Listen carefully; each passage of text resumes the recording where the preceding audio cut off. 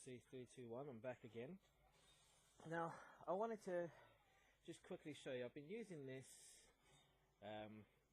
Vallejo's gloss black surface primer to do the inner frame parts of the Gundam, the Unicorn Gundam, and I just wanted to show you what it looks like before we go any further, because I'm going to be spraying the new paint with it.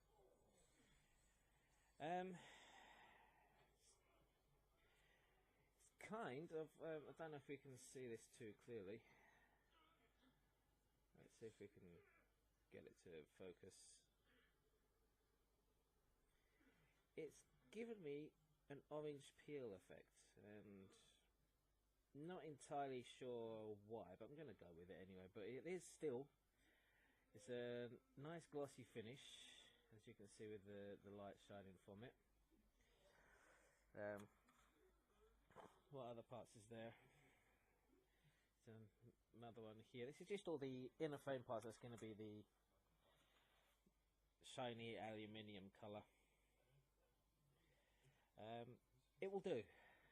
It will do. It might be something to do with my technique, so I'm going to have to look into how to spray glosses properly. And here's the top half, right there, nice and shiny. As I say, the shininess is what I want. It's still a bit too tacky to paint with yet. I've got to let it sit for at least how long does it say?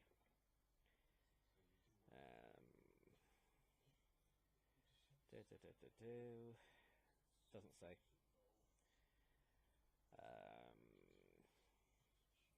It says suitable for primer to cure for 12 hours before masking. I'm not going to be masking this, so it should be fine.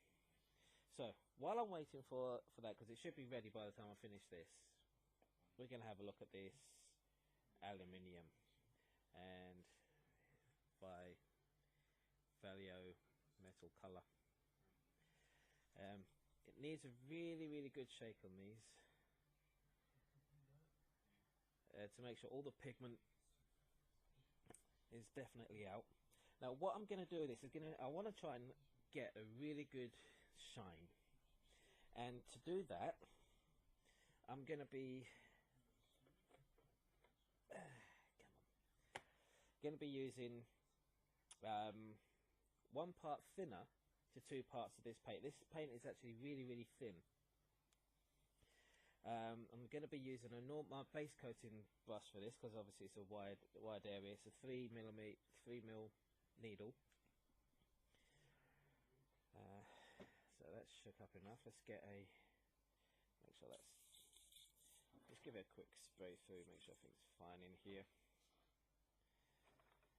because I don't want any other black to still be in there, which it looks like it still is.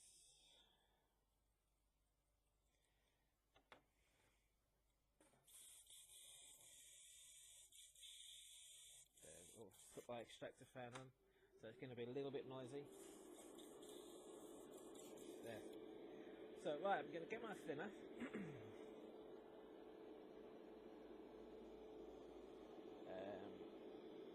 You ain't going to be able to see that, but it's basically, it was how much was this? Thinner was 1.5 mil of my thinner in there. Now you may be thinking that's an awful lot, but this is what I'm going to hopefully try and do. Just apply lots and lots of thin coats of this and hope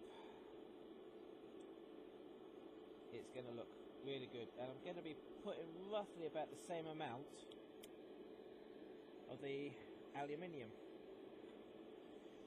Just give it a bit of a stir. Now when I'm doing this I have to be really careful, because there's obviously an awful lot of stuff in there. Let's see if I can put a lid on here so it doesn't spill out. Now that's coming out really fast. which is good. So I want to put my pressure down to about 10 psi. That's better. And now all I'm going to do, I'm going to start with this piece here, which is this, there we are, this piece right here. And it's just going to do very, very light dusting coats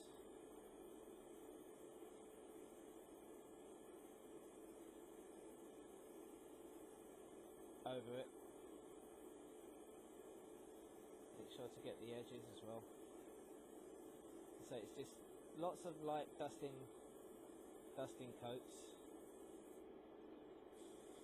and then go over it again, but different angle. I'm not pulling back too much on my brush.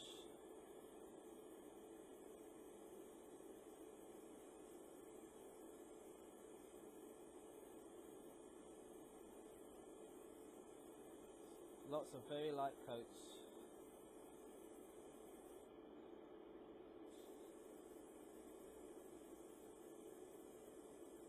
And again, make sure to get the edges.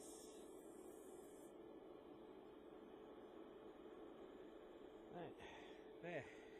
Don't know if you can see that. That's got a really nice effect to it. So I'm going to let that sit for a minute to dry before I do one more pass at it.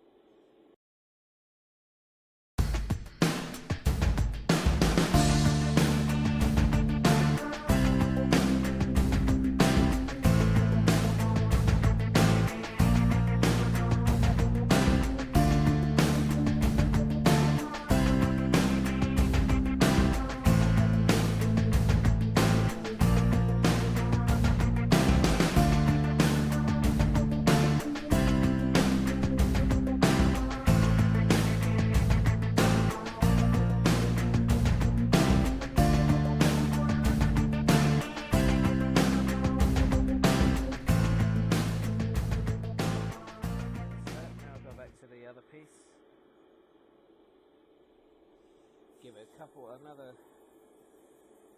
shot.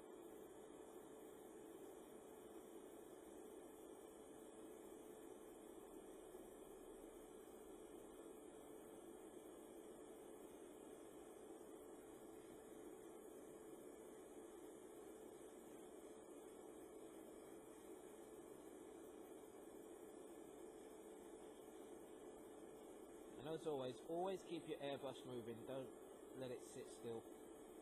You sit still with your airbrush, that's when you're going to have problems. Okay, well that part, I would say, is done. It's got a nice reflective finish.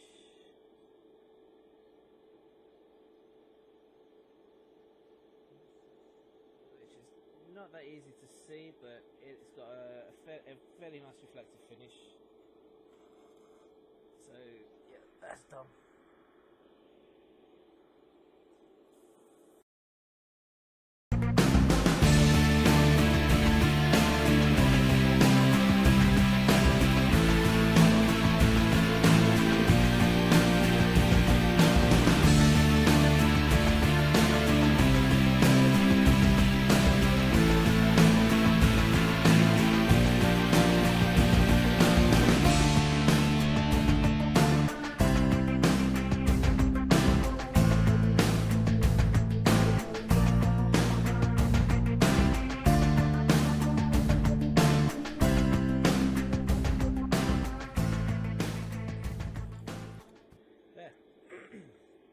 So, anyway, I just wanted to show you what it's like, and as I say, the effect that it's come out as is really, really nice.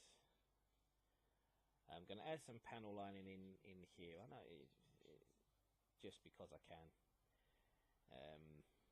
but yeah, that's looking really, really good.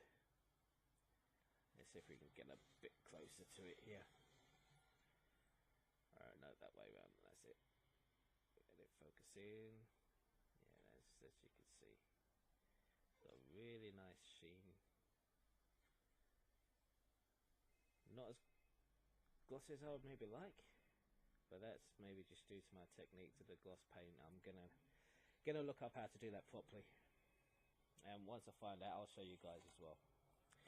Alright then, anyway, this is RLC321 saying goodbye, and I hope you have a good day. Take care now. Bye bye guys. Hi guys, it's RLC321 back again. I'm gonna be priming these other parts now. As you can see, I've put all the parts into my little case here. When you're building this kit, I mean, I didn't realise, but even the Daban have underscores? No, undergates. That's it. So just be aware of that when you're building this. The other thing I wanted to talk about, these grey parts. I haven't decided yet what colour I'm going to be doing them. Because they're grey, I'm just not 100% sure as of yet. I mean, I might figure it out later date, but I've got a few choices I could do. Let's take that poly cap out. I don't really want that. I've noticed painting poly caps is not really a great idea. Am I going to be able to clip on that? No. Right, let's clip onto it that way. There we go. And just the white parts next. Obviously I'm going to be pre-shading as well. Now the white. I have bought Tamiya XF flat white, but I've also bought here Deck Tan. So I'm going to do a two-tone colour scheme with this guy once I've pre-shaded and everything. So I just think that will look pretty neat. So I haven't really seen a unicorn with a two-tone colour scheme yet. It's still going to be like the unicorn main colours, but not what you would expect. I've never seen a unicorn with a two-tone colour scheme. So you never know, I may be the first. Probably not. But that's not going to clip on, are you? There's no way for you to grip. Oh yeah, it gripped. That's good. What else can we talk about while I'm doing this? I may just fast forward all of this, yeah, or just skip all this bit so you don't, because you don't really need to see that. But no, these are not going to get painted, so they can go up there. I'm not even going to gloss them. I tried to do a test on the glossing of the red frame parts. Didn't really work out. See, I'm going to prime it. I'm just going to paint it like a brownish colour. Brown for the seat, and just hand paint all the other details in metallic colour. But we'll get to that eventually. Anyway, so priming. As normal, I'll be using my grey primer because I don't need to use black on this, especially when I'm going to be using white. So just my compressor's on. I'm going to be putting on my extractor fan there, so apologise for the noise. And what I do with my primer, so I've noticed it goes a lot better if I put just a milliliter of thinner in. I'm not sure whether you're supposed to do that or not, but I've found that it works wonders.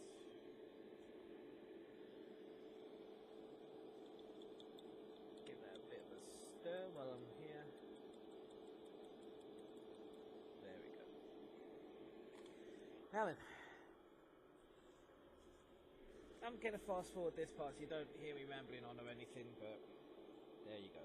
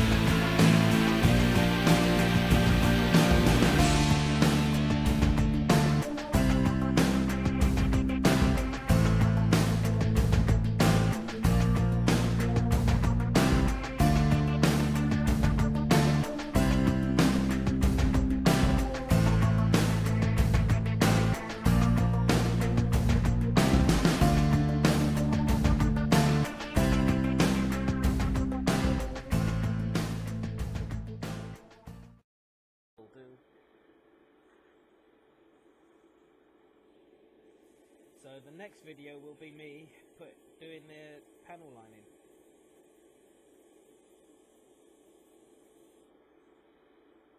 I know I've probably shown you how to do the panel lining before, but it's always good to have a refresher course on how to do it.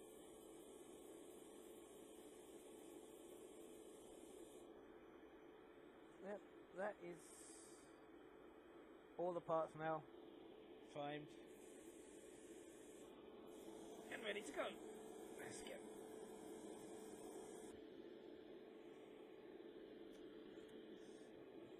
So anyway, you don't need to see me clean this out. So this is RLC 321 saying goodbye and have a good evening, guys. Take care of yourselves. Goodbye now.